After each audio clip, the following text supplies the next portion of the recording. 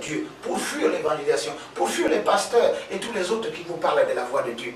Mais la Bible déclare que Dieu, lui, va faire quelque chose à tout le monde extraordinaire. C'est Dieu. Je dis bien, c'est l'éternel Dieu qui va les chercher.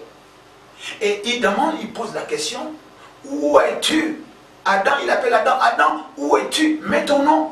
Badinga, où es-tu? Olumuzi, où es-tu? Morel Ekoso, où es-tu? Ali, où es-tu? Paul Messi, où es-tu?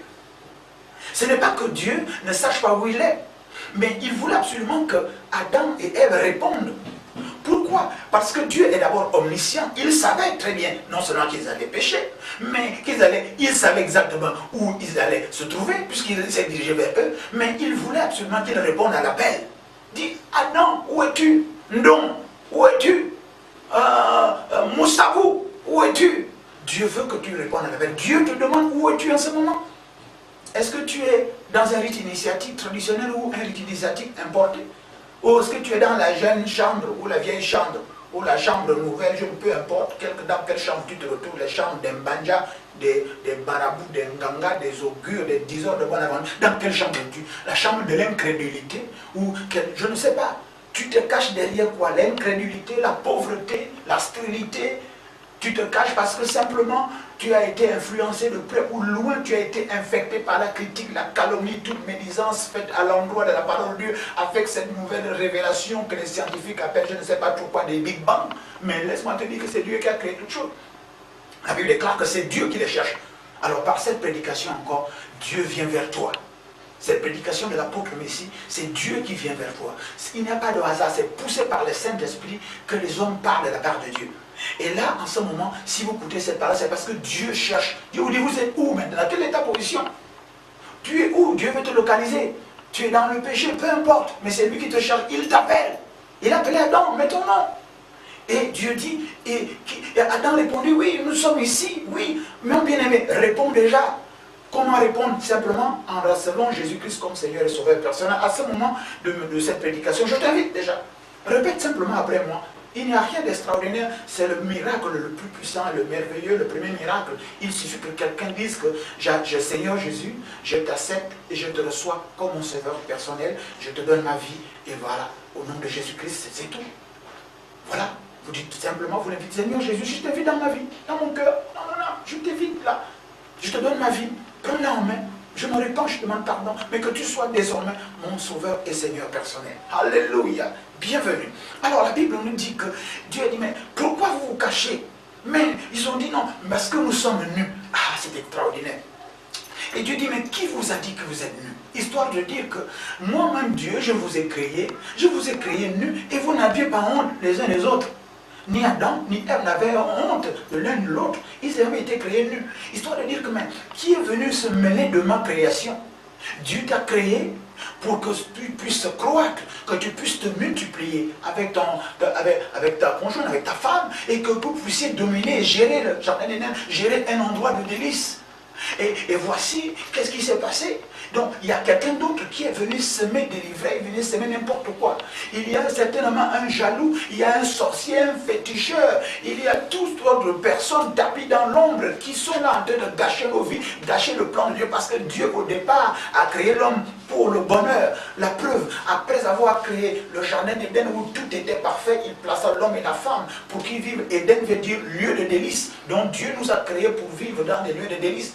Mais il se trouve que le serpent, le diable, les jaloux, les féticheurs, les ngangas, les marabouts, toute malédiction, tout ce que le diable a amené avec sa cohorte de démons pour nous déstabiliser, a fait en sorte que nous puissions réellement être maintenant aigris vis-à-vis de Dieu au point de fuir et de trouver des excuses. Mais Dieu est merveilleux. Qu'est-ce qu'il fait? Il dit non, écoutez, peu importe, mais Dieu, lui, va faire couler le sang au jardin d'Éden. Il va tuer un animal et il va le dépecer. Il va leur coudre, on va dire des caleçons, simplement pour les habiller, pour cacher leur nudité. Oui, le Dieu là n'a pas changé. Il n'a pas changé. Si ton péché est rouge comme le cramoisi, l'Éternel Dieu le rendra blanc comme neige. C'est pour ça qu'il a ouvert un plan de rédemption afin que tous les péchés soient portés par Jésus-Christ de Nazareth à la croix de Golgotha. Il a été crucifié, il a porté nos péchés, nos iniquités, nos transgressions, et le châtiment qui devait nous donner la paix est retombé sur lui. Et c'est par cette vertu que nous sommes guéris. Quel que soit ton péché, donne ta vie à Jésus-Christ. C'est ce Jésus-là qui est mort pour toi. Tu ne le savais pas encore, mais je te l'annonce, pour tes péchés passés, présents et futurs, tes péchés ont déjà été payés. Le diable veut te faire croire le contraire. Ce qu'il faut maintenant, c'est dire, Seigneur Jésus, j'ai péché contre lui, je me suis éloigné de Dieu, je me cache de Dieu, je trouve de multiples explications pour ne pas donner ma vie. Maintenant, j'ai compris, avec la prédication de l'apôtre Messie, voici, je te donne ma vie maintenant. Reçois ma vie. Et moi, je te reçois en moi, dans mon cœur, dans mon âme, dans ma vie, comme mon sauveur et Seigneur personnel. La Bible déclare que Dieu a habillé Adam et Ève. Et quand tu leur poses, ils demandent des explications, ils commencent à s'accuser. C'est facile d'accuser. Adam, qu'est-ce qu'il y a? Oh non, Dieu, c'est la femme que tu as mise auprès de moi. Oui, mon bien-aimé, oui, monsieur, oui, madame, oui. Il est facile de dire que oh, si Dieu m'aime, pourquoi je suis pauvre? Si Dieu m'aime, pourquoi il a permis la malédiction? Si Dieu m'aime, pourquoi mes enfants ne réussissent pas? Si Dieu m'aime vraiment, pourquoi je n'arrive pas à trouver des maris? Si Dieu m'aime vraiment, pourquoi je n'arrive pas à m'en sortir comme tout le monde? Oui, c'est facile. Mais la doctrine des choix dit que les choix que nous avons faits, normalement nous devons en subir les conséquences. Et puis il y a aussi autre chose, Dieu punit l'iniquité des pères sur les enfants jusqu'à la 3e et 4e génération. Nous n'allons pas épiloguer sur ça. C'est simplement l'occasion t'est donnée, toi, de donner ta vie à Jésus-Christ. Il a porté ton péché, il a porté nos iniquités, nos transgressions. Et voici, le châtiment qui donne la paix est retombé sur lui. Et c'est par ces mêmes que nous sommes guéris. Écoutez, sortir de la malédiction est une guérison. Sortir de la pauvreté est une guérison. Sortir de la cachette, sors de cette cachette, Dieu t'appelle. Où es-tu? Où es-tu? Pourquoi? La première chose que Dieu va faire, c'est cacher la nudité. Dieu va cacher la pauvreté. Dieu va cacher la malédiction. Dieu va faire ceci. Mais encore, dans la nouvelle alliance par Jésus-Christ, il ne s'agit plus de cacher, il s'agit de ôter complètement. Jésus-Christ ôte. Il ôte le péché, il ôte aussi la pauvreté. Pourquoi? Parce qu'il s'est appauvri pour nous enrichir, oui, mes bien-aimés. Nous ne le savions pas, vous ne le savez pas, mais il s'était pauvre pour que nous soyons riches. Pourquoi? Parce qu'il a le plan de bonheur et non le malheur. Parce que nous sommes une créature si merveilleuse, à l'image et à la ressemblance de Dieu. C'est aussi simple. La foi, c'est cela. Considérer ce que Dieu a dit est vrai, et on n'y ajoute rien, et on n'a pas besoin d'avoir, on va dire, une foi intelligente, une foi réfléchie, une foi avec. Non, on a la foi, on croit que la parole de Dieu est la parole de Dieu.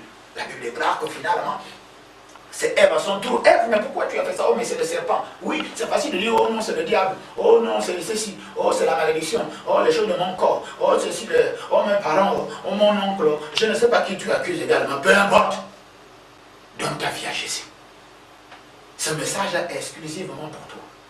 Il n'y a pas de hasard si tu as su. Et à ce niveau de message, c'est que tu l'as écouté depuis le début. Même toi qui viens de recevoir ce message, toi qui écoutes, toi qui m'entends maintenant, c'est le moment. Alors, répète simplement après moi. Seigneur Jésus, tu es venu me chercher à travers cette prédication. Je me suis caché derrière beaucoup d'arguments. J'ai accusé mes parents, j'ai accusé la tradition. J'ai été même réfractaire contre toi, j'ai été même accusé que c'est de ta faute, je ne voulais pas être créé. Mais à cause de cette prédication, je crois que tu m'aimes et que tu es venu me chercher. Voici, je viens à toi maintenant. Je t'accepte, je te reçois comme mon sauveur et Seigneur personnel. Je me répands et je te donne ma vie. Je viens de prier comme cela, ensemble, au nom de Jésus-Christ de Nazareth. Oh, alléluia. Encore une fois, bienvenue. Il est écrit dans 2 Corinthiens chapitre 5 verset 17 que lorsque quelqu'un est en Christ, il devient une nouvelle création. Les choses anciennes sont passées, toutes choses sont devenues nouvelles. Quelle est de nouvelles? Mais tu changes de vie, tu changes d'espérance, tu changes de grâce, tu changes de vie, tu changes d'esprit. Le Saint-Esprit de Dieu vient en tabernacler en toi. Et le Saint-Esprit est la lumière qui éclaire toutes choses avec la parole de Dieu qui sera prêchée. Et voici, je t'exhorte à rejoindre une église de réveil quelque part. Une église où Jésus-Christ est élevé comme Seigneur et Seigneur et qu'il est proclamé par toute la puissance, la rigueur. Voilà. Voilà. C'est simplement ce que je voulais t'annoncer et que tu sois le bienvenu. Voilà. Je suis l'ange d'Éternel qui se tient devant la face de Dieu. Encore une fois, je suis au ministère Colonne de Feu de Nuit à Libreville et à Antoum. N'est-ce pas? À Libreville, c'est la maison de prière, l'église locale, dont le pasteur est la bergère Saint-Élia. Et Antoum, ce que nous appelons la cathédrale, la joie parfaite, dont le pasteur n'est autre que la révérende Roselyne Messi. Alors, vous pouvez effectivement m'envoyer un SMS pour m'expliquer votre situation. Et voilà, les numéros, ça s'affiche à l'écran. Le 06 63 06 40, 06 63 06 40, c'est à l'écran. Il y a aussi le 05 pardon, 32 58 80, 05 32 58 80. Il y a aussi le 06 10 10 07, c'est à l'écran. Vous pouvez vous envoyer un SMS, je réponds à tous les SMS. Je peux ne pas répondre un jour, deux fois plus, parce qu'il ne s'agit pas pour moi de répondre pour vous faire plaisir, non. Il s'agit de prendre votre requête, de l'amener devant l'Éternel et de lui poser la question. En retour, ce qu'il me dira, je viens vous le rapporter. Ainsi, votre joie sera parfaite et le nom de Jésus glorifié. Vous pouvez également nous rejoindre physiquement. Nous avons une église locale en Zarion, la nouvelle cité qu'on appelle Zarion 4, face à l'école publique de Zarion 4, derrière la résidence Le Vent. N'est-ce pas, il y a la maison de prière. Nous y tenons de réunions dans la semaine, outre les réunions d'enseignement. Mais vous qui venez pour la première fois, n'est-ce pas, jeudi, à partir de 18h30, nous faisons des prières. On prie pour tous les cas. On prie pour votre famille, on prie pour votre santé, on prie pour la délivrance. Et il y a un grand culte d'adoration tous les dimanches à partir de 9h. Vous êtes notre invité majeur, heureux, les invités au repas du Seigneur. Mais vous qui n'êtes pas à Libreville, du côté de Ntoum, la commune de Ntoum, nous avons également la cathédrale Joie Parfaite qui se situe au niveau, vous voyez, en allant en Ntoum, du côté des Deux Lions, n'est-ce pas, à 50 mètres des Deux Lions, vous verrez le site des eaux et forêts juste derrière, sur les monticules, ça se voit depuis la route. Hein. Ça se voit depuis la route, cathédrale Joie Parfaite, une maison en violet, n'est-ce pas, qui est montée sur la colline. Nous avons également là-bas un service qui pourra vous recevoir. Nous avons culte tous les mercredis à partir de 17h. Je dis bien 17h. Vous serez là et vous serez en communion spirituelle et fraternelle avec ceux qui sont dans cette assemblée. Et tous les dimanches, il y a un grand culte d'adoration également qui se tient, celui-là, à partir de 9h30. Vous êtes effectivement les invités. Mais si, effectivement, ce message vous a touché particulièrement, que vous voulez parler, vous voulez entrer en relation d'aide, eh bien l'apôtre Paul Messi, qui vous parle là, je reçois tous les jours, le mardi à vendredi à partir de 15h30. C'est ça un rendez-vous, vous venez simplement pour vous asseoir, vous attendez votre tour et nous ferons plaisir de vous écouter, de prier ensemble avec vous. Et avant de nous séparer, je vais encore prier. Père Céleste, dans le nom béni de Jésus-Christ, je prêche ta parole. Ta parole est la vérité. Ta parole est la grâce. Ta parole est le chemin. Ta parole est la puissance pour le salut de quiconque croit. Au nom de Jésus, je proclame que maintenant, tous ceux qui ont reçu cette parole sont nés de nouveau. Je proclame que ceux qui ont confessé Jésus-Christ comme Sauveur et Seigneur personnel, que par le Saint-Esprit de Dieu, ils sont conduits dans un lieu où ils seront pris en charge. Je menace toute autorité, toute domination, toute principauté des ténèbres, toute influence et toute manifestation, toute activité qui pourrait les en empêcher. Je proclame que maintenant, tu envoies ta parole guérie. Qu'il soit guéri tout ce qui était malade. Au nom de Jésus. Qu'il soit délivré tout ce qui était oppressé. Au nom de Jésus.